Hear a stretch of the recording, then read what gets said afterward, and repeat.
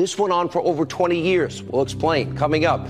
And don't expect, by the way, to hear any of this over at Conspiracy TV MSNBC, where their top left of Mao, their words, conspiracy theorist Rachel Maddow is pushing and busy pushing more bizarre anti-Trump conspiracy theories and lies. This is 24/7. Tom Brokaw, pay attention. This is your NBC News.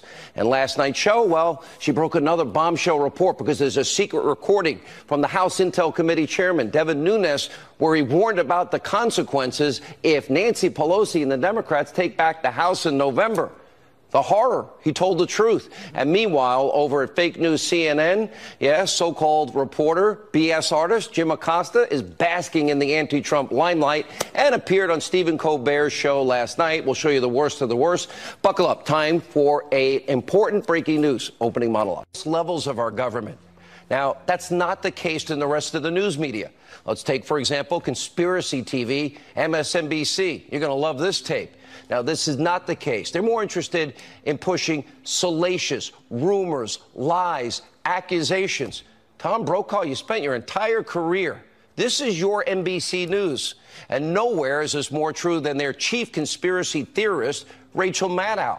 Last night, up to her old tricks, literally making something out of nothing, whipping these left-wing viewers into a frenzy over a secret recording of the House Intel Committee Chairman, Devin Nunes, where he warned a room full of donors that if Republicans lose, all deep state investigations will be halted and Democrats will try to impeach Trump.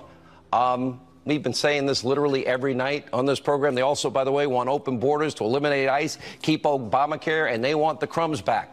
Now, of course, making a big deal out of nothing, well, that's kind of their M.O. over there at fake news MSNBC. We can't forget about their big scoop. Remember, they got one page of Donald Trump's 2005 tax return for 45 minutes. We got it. Here it is. It's here. And what did we discover?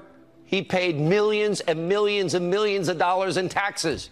And then, of course, there's Rachel's favorite conspiracy, that Trump is an agent of Russia. I'm not making this up. Watch.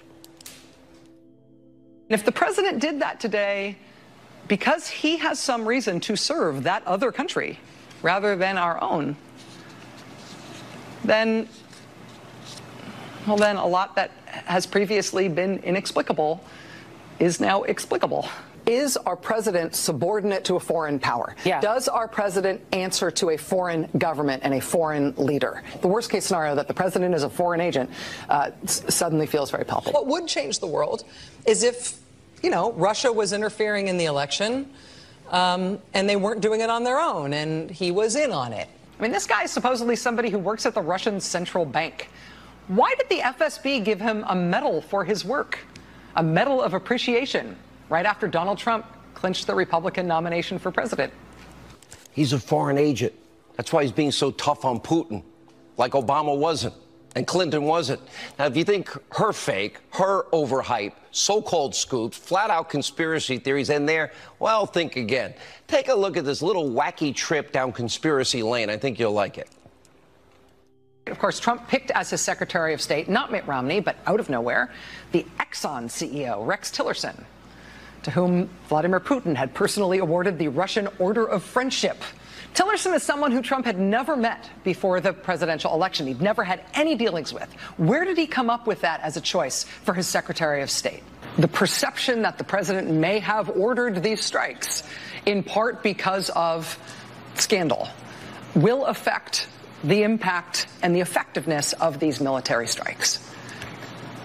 Unavoidably. They pulled their troops out starting Friday, September 29th, which would be the Friday after the Trump administration made this baffling decision to insult and harm our closest military ally in that region. Those troops from Chad got pulled out the 29th.